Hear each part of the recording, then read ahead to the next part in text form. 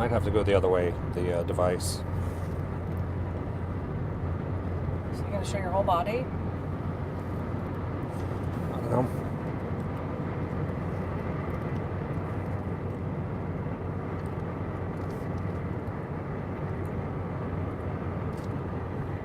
Hey, what's going on, everybody?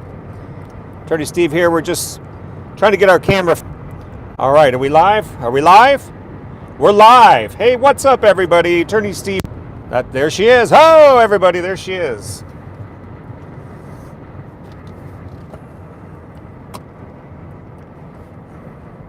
So we are going live today. We're just going to have open questions. If anybody wants to ask any questions, realize I have to tell you up front, we are not allowed to give legal advice on the internet over, this kind of situation. It's not up to me. It's our rules of professional conduct. I'm not allowed to do it. So you can't ask me a question about how do I fix my situation. Frontline Lisa, everybody, right there. She got it. Yay, she got it. So glad you joined us here. We are just cruising through the desert right now. We were out in Phoenix for a couple weeks in our Phoenix office and now headed back to Newport Beach, California. So I thought I would take a little time today to just kind of say hi and thank you all for watching our videos. We made it over 10,000. That was our goal. It was actually our goal for the end of the year. We didn't quite make it by the end of the year, but we did make it this year. So a couple weeks, I think first 1 or 2 weeks into the new year. So just a little bit behind our goals. Now, whenever you hit your goals, you got to reset your goals. So now we're setting our goals for how much? Frontline? 50,000? 50,000. So we got to get 5 times the subscribers we have now. That means I got to get busy. I got to sharpen my pencil, so to speak. I've got to come out with new, innovative videos. And that's what we're going to be trying to do here this year, 2019. So, but again, thank you guys all for your support. We can't do it without people that enjoy watching legal videos and enjoy the law. I mean, and if you think about it, our country is about laws. I mean, every segment of life has its own rules and regulations. And so we've done a lot of videos just to try to make law more understandable, more accessible. We consider this to be, at least I do anyway, I consider it to be an obligation to our profession. And I told the story, not too Frontline Lisa's got her hand in there. Look at that. Look at those nails. Wow. Did you see that, folks? Look at those nails. So, but, I tell the story about, and if you have any questions, just chime in. Frontline Lisa, my able assistant / beautiful wife, she's going to read me any questions or comments that pop up. If you want to talk about something, just let me know. You can read it right there too. But so I was telling the story about somebody asked, well, why do I do all these videos? And I tell the story about when I was in law school at Whittier Law School. I was getting closer to having it be time to take the bar exam, the California bar exam, and I started going like, well, I don't really want to take the prep course. Everybody takes the prep course. They go out, everybody learns the same thing, and you're just going like, wow, you pay all this money to go to law school, and then you have to go take a bar prep course, and it was like $3,000, and I was like, man, I really don't want to pay that money. That's a lot of money. And so I found this website online where this lawyer was putting out all this information, and I was like, that's awesome, and it was really understandable. Everything clicked. It put all the pieces together for me. And I said, well, I'm going to rely on my own notes. I never did study groups, by the way. I didn't like doing study groups because it was too distracting. People differ in the way they see things, and I just wanted to trust my own knowledge, rely on my own knowledge. But this lawyer website was so lucid and succinct and clear, and putting all that together, I felt confident that I was going to be able to go and pass the California bar exam on my first attempt, and I did. And I did. Without this study course, I got to save $3,000, and I just hit it. I hit it hard on my own. I felt confident when I walked in to take the bar exam. I felt really good. There was, I don't remember how many, about seven. I think there was a couple, maybe 3,000. I can't remember the exact number, but there was a lot of people there. Everybody was all stressed out, and I wasn't. I was comfortable. I had gone through all my outlines. I made all my own outlines. I never relied on anybody else. And I did the work. I briefed the cases all the way up through 4 years. I briefed all the cases. I don't think, honestly, I missed a class. I can't remember, maybe I did, but that's how much I love law school. So it was a lot of fun. But anyway, so I just wanted to tell that story. So my videos are my way of giving back to other people. There may be somebody else out there today that's watching my videos that's going, this is really helpful. The other thing about my videos is that, to me, there's a lot of things they don't teach you in law school. How to file motions, all the different forms, procedural issues, the real life procedural issues that people deal with, the jury instructions. I bring out all that stuff in my videos. So, I hope people are watching. I hope you all enjoy those videos. As I always say, if there's something you want to hear, let me know. Just drop me something in the comments. I had somebody drop me 3 requests for 3 different videos the other day, so I'm going to be trying to do that. But so law to me is fun. This is our way to give, and we really appreciate you guys all watching the videos. So anyway, Frontline Lisa, anything that's on your mind today, or? She gets all shy. It's so funny. If you met her in person, she's not shy whatsoever. But when it comes to something recording your voice, she all of a sudden gets really shy. Isn't that right? I will just say I'm sure, and I know people call our office and they all thank us profusely. Thank you profusely for all the free information that you give out there. Most attorneys would not take the time to do what you do. You have over 500 videos. No attorney would ever do that. And what you're trying to do is you're trying to help people that maybe can't afford a lawyer. And granted, it's not legal advice, it's general information. And I will put this out there too. We have people that call that get angry, that want to have an answer to a question, but they live in Philadelphia.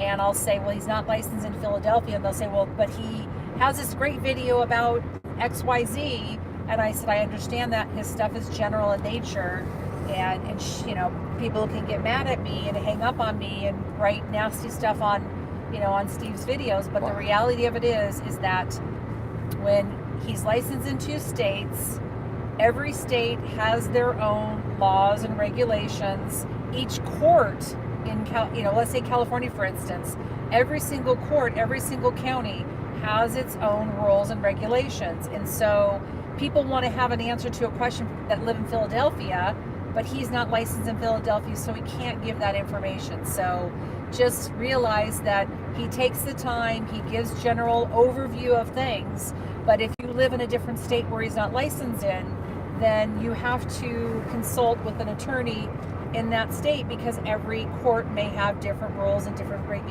jurisdictions, and they might have different forms.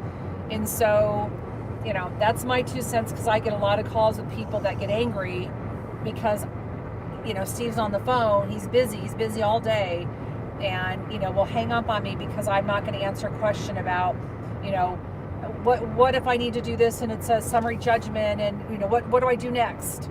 Well, obviously he couldn't even answer it anyway unless he was retained, but it has to be in the jurisdiction of where he's licensed. So that's Right. my 2 cents. Like I said, I'm the one that answers all the calls. I do my best to guide people, whether it's taking the message, whether it's we can't help you because it's not licensed in your state, or we're too busy.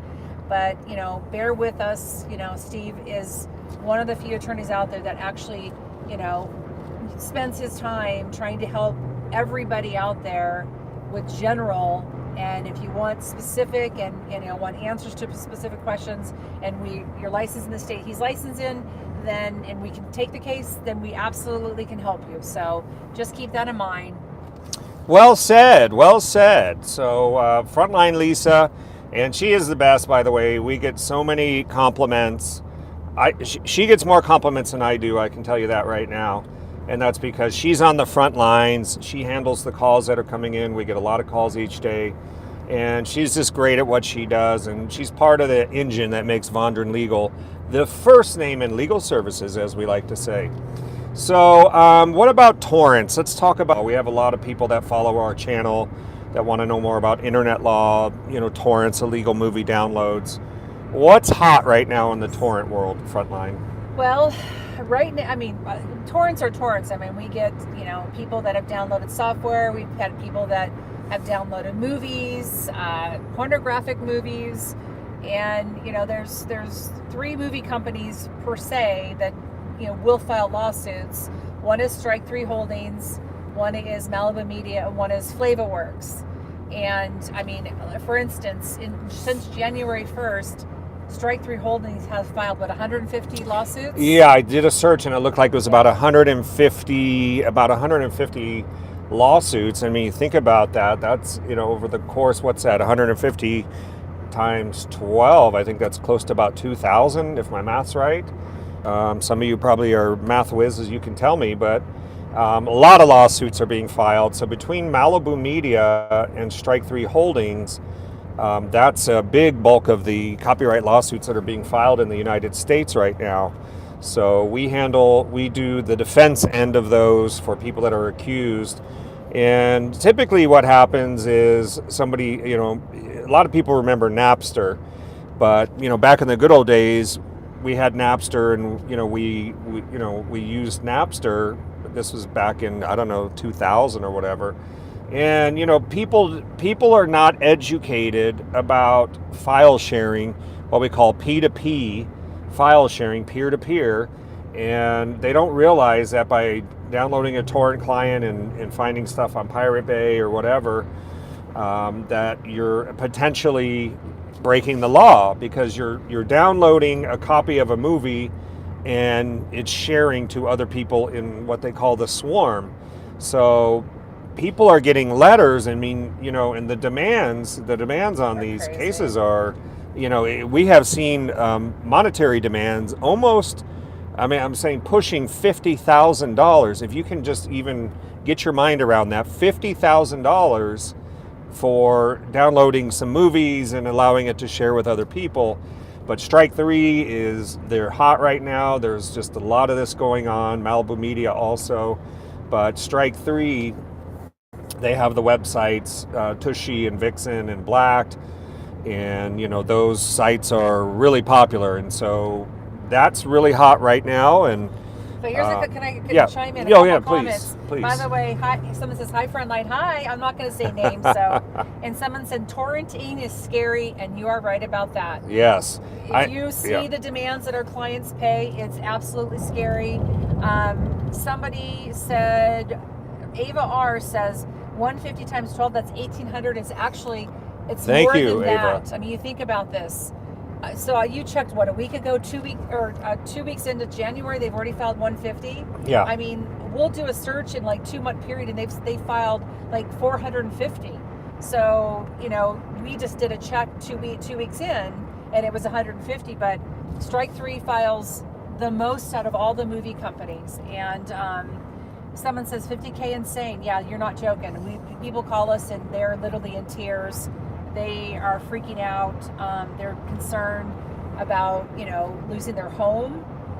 Who has $50,000 laying around? Because not anybody does. And somebody said, can't wait to see, you're the best, Steve. Can't wait to see more of you in Lights, Camera, and Action. And they donated $4.99. Oh, that's awesome. Lights, Camera, and Action. That was going to be one of my next topics. And then somebody said sickening. You're right about that. It is sickening. Yeah, it does. And, the people that call me are literally, I call it the pit in the stomach, where you have that empty feeling, that anxious, upset feeling that you can't get rid of. So, we're sensitive to that. We're trying to help cases settled anonymously, which is the key. You don't want to end up in the federal PACER system where people can background search you and find out that you were associated with, it's kind of like a stigma. They call them shame settlements. But people don't want to get caught in those. So, oops, looks like we're hitting a little traffic here, folks.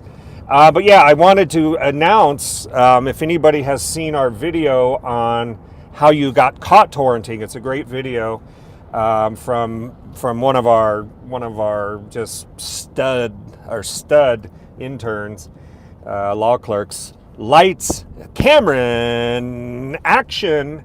So if you haven't seen that video on how they caught you torrenting, check out our Uprising. He's our new star at the firm, and he's not a lawyer yet, but he's our new star at the firm. Looks like we got some traffic here, so we have some time to talk. I'm gonna just somebody said kick nice back and wow, nice nails. Nice, my nails. Thank you, I appreciate that. My nails are hers. Nice nails. Yeah, she's got some nice ones. Who do you get your nails done? Her do you name want is Rose. Rose? I can't shout her out because then I will never be able to get an appointment with her. So this is my little secret kept secret. All right, so you don't get that valuable info, but yes, check out the video on how they caught you torrenting by Lights, Camera, and Action.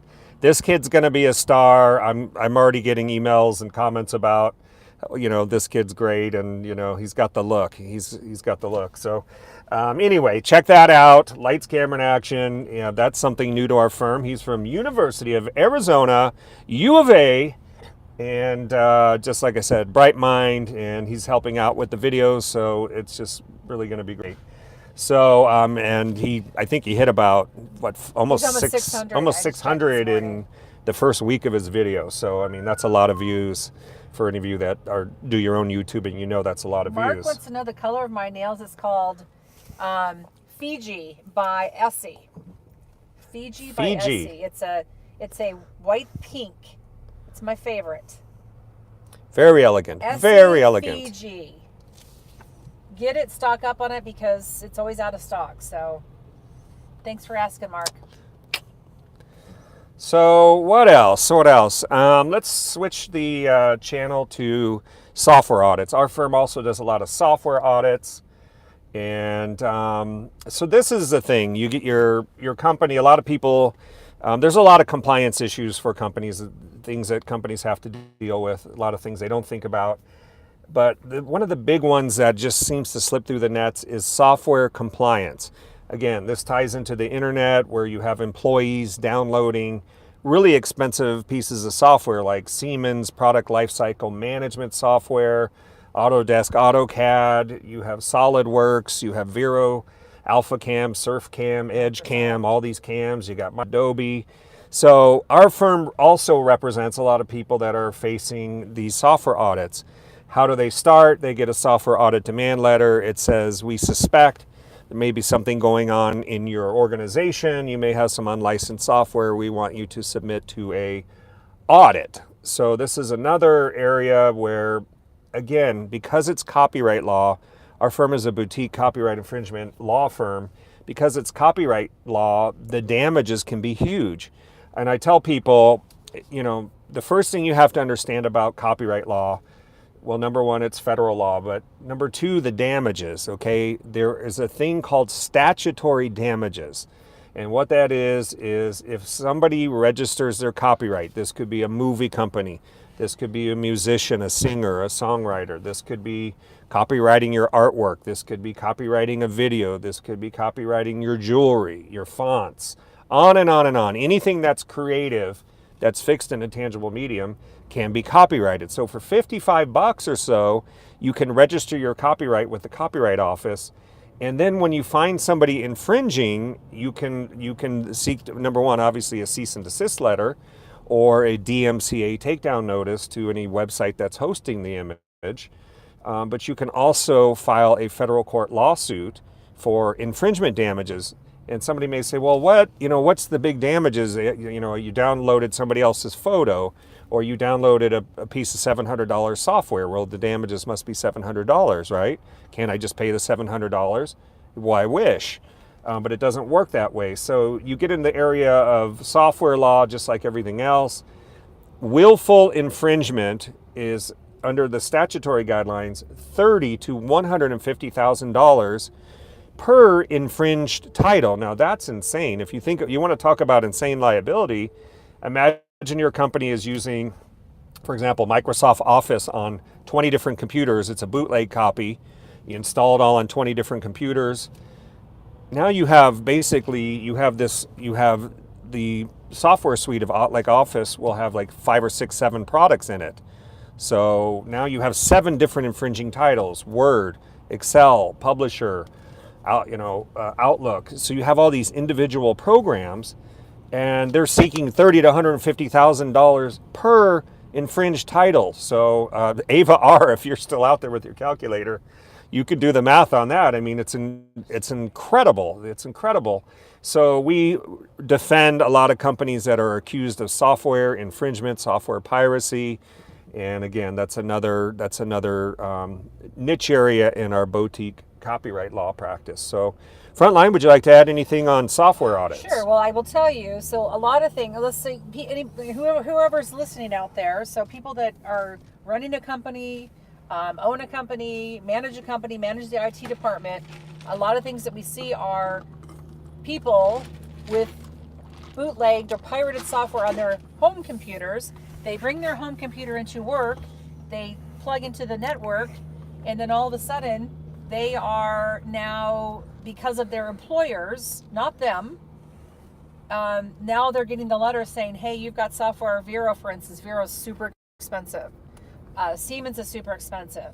And what happens is people get these off of the BitTorrent, and most of them don't do it for money. They do it to practice. They do it to better their job. They do it to learn, different modules. It's like a fair use. Right. But then they bring it into their workplace, and they tie into the workplace network. And now the owner of the company is getting the letter saying, hey, you have pirated software you haven't paid for. And so, that's one thing that we have a lot of our clients, Steve will do a kind of a, what is it? What do you call the letter where you employer, where if you come into the workplace with your computer that has pirated software? Well, like a software policy. I mean, it's important for companies these days to put software compliance, licensing compliance on the radar, and have some sort of policy for your employees to sign, when they're coming into your employment, because a lot of people don't know. They hire new people, and the new people, they may be younger kids that, kind of grow up on just downloading things. You need to let them know, we need to make sure that anything that's downloaded needs to go through our IT guy or our IT director, that there needs to be, we have to have dated receipts for everything that's installed, and following the EULA license terms, EULA being end user license agreement, you have to make sure you're following the terms. If you're not following the terms, they could construe that as a copyright infringement. Now we're back to the same old problem of the statutory damages plus attorney fees.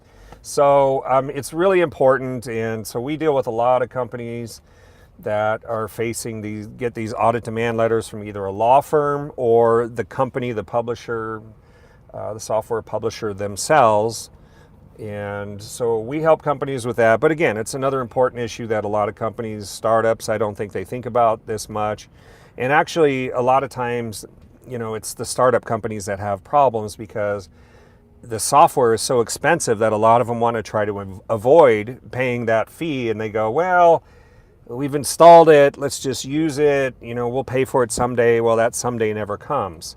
So, so that's just something to think about. But here's another question, and I don't know what this one means, whether it pertains to us or not, but it says somebody needs to hold review sites accountable for hosting slander, and defamation section 230 needs to be ripped apart.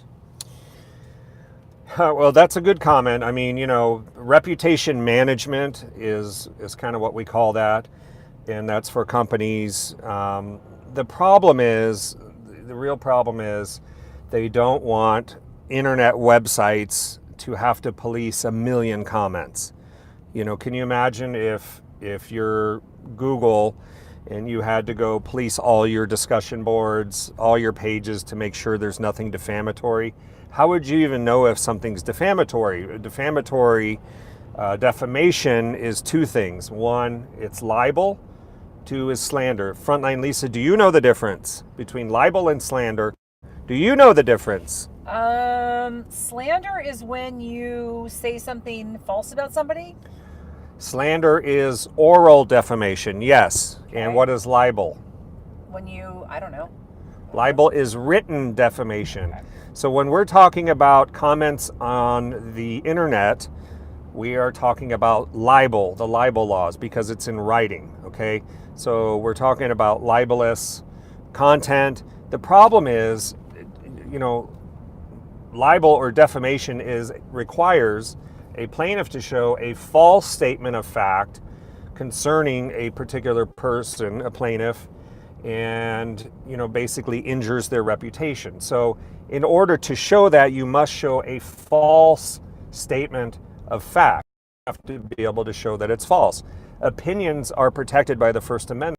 So can you imagine if Google had to run around and decide, or any website, and they had to make a determination whether a comment was truthful or opinion? Can you imagine, like, all day long having to?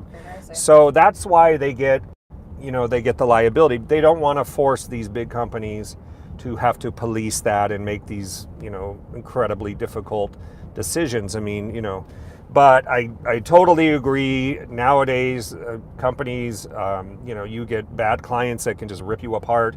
You get people that aren't even your clients just making, false statements. So, I mean, it's kind of a jungle out there, but there are companies that can help you with your reputational management. There are libel laws in place that you can go after somebody if you need to, if you have suffered damages, or if there's things called libel per se. There are certain categories of defamation that are so clear-cut that the law presumes that you're damaged. Like, for example, calling someone, a pedophile, a whore or a pedophile, doing things like that, saying somebody was committed a crime when they didn't. So there's different categories, and I'm going to do a video on this libel per se. Thank you for that question. Well, and here's what he said. He just said, talking about how do businesses fight review sites that are hosting slander and defamation reviews, and then he said, if a judge was trashed on the internet, somebody saying he was a pedophile, I guarantee you, who would rip apart the Communication Decency Act review site. You review sites are hiding under the umbrella. Well, what's interesting is, you're right. If somebody called, okay, so I'll give you an example. We had somebody call our office. I asked her to fax over her stuff. She got a letter from her ISP provider. I left her a message. I called her back. She didn't get back to me. And then she went and opened up a Yelp review. She only reviewed Dunkin' Donuts and us, and saying how horrible we were, how we didn't follow up on the call. Obviously it's not going to hurt us, but it was a negative review because, most of our reviews are positive. 99.9% are positive. So that's not that big of a deal. But if somebody did a Yelp review saying that Steve was a pedophile, I guarantee you, yes, he would be filing a lawsuit against her and Yelp. And, Well, no. That's what I say. People are saying that you go after Yelp. That's probably not that, again, this is not legal advice. You have to go into the law in your jurisdiction and see what it says. But, if somebody is violating their terms of service, that's something you look at. If they're violating, say you're on YouTube or something and it's violating their terms of service, if they're not enforcing their own terms, that could be an issue. But that's why I say that's why they have these exemptions, because they don't want you to be able to sue Yelp or YouTube every time there's a problem, or Facebook or Twitter. These companies would be in courts forever. They would all be sued. Everyone would. Can you imagine, with 5-6 billion people on the planet, how many lawsuits they would be pulled in? So Congress had to give them some exemptions so they don't have to. I mean, how many people would they have to hire to police that? So again, it's something that you deal with on a case-by-case basis. It's part of the new digital world, unfortunately. But there are measures, and again, some of the stuff you can't fix. Some people are what we call judgment proof. They have no money, you can't go after them. They're just laughing, and even if you did, you'd get a judgment and you'd never be able to collect on it. So, there are, as my law professor once told me, in life there are wrongs that don't have a redress. Unfortunately, that's life.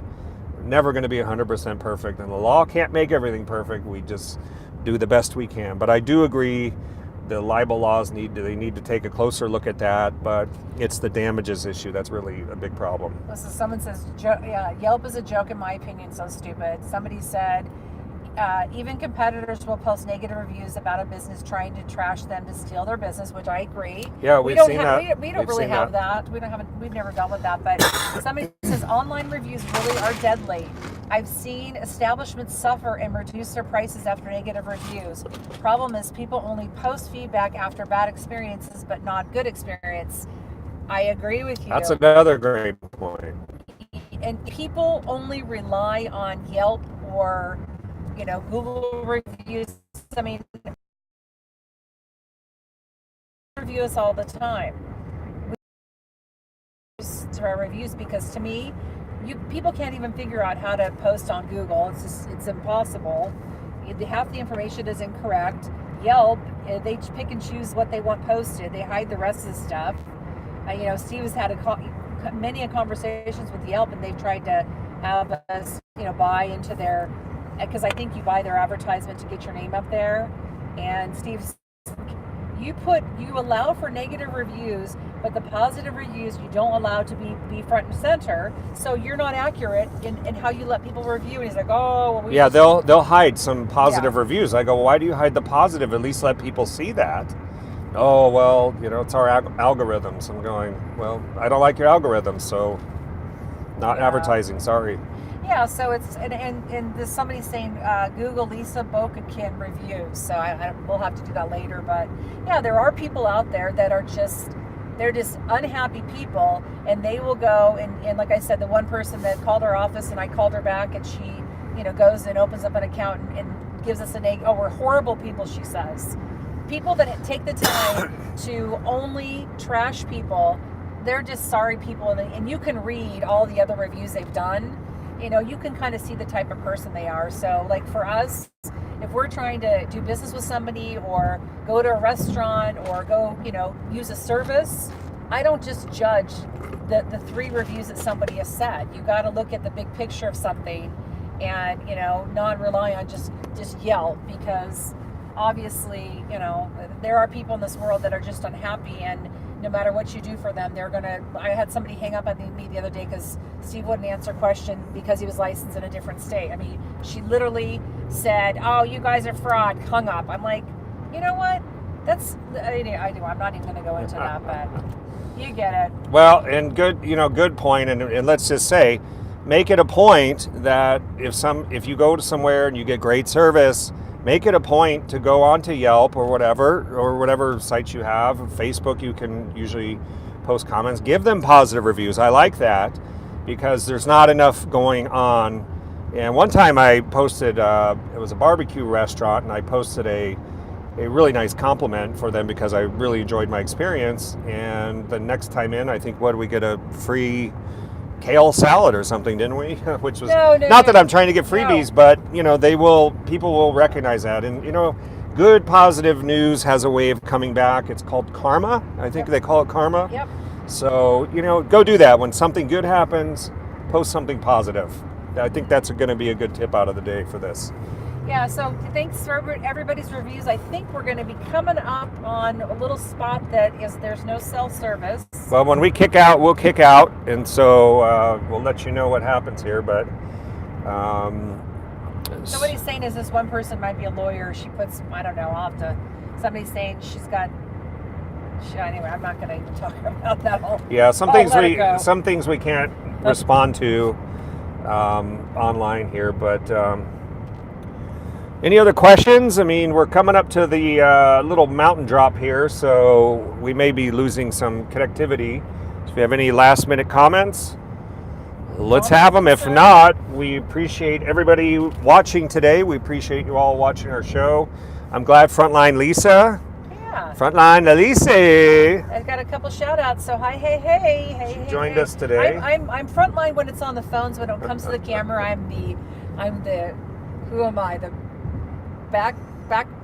background Lisa. Somebody says, love the show. You're welcome. Thanks so much. And somebody says, have a safe trip. Thank you again. We're going to try and do this, maybe once a week, or Lights Camera and Action's going to try and do some live stuff too. And We'd like to get Lights Camera Action on the line here, but we'll be seeing him soon. So we're gonna, next time you see us, we're gonna be in Newport Beach, and we're gonna be broadcasting live down from the Wedge. Yeah, If you we'll don't know do what the that. Wedge is, I'm gonna show you. But make sure you subscribe to our channel, tell your friends. Attorney Steve is where it's at.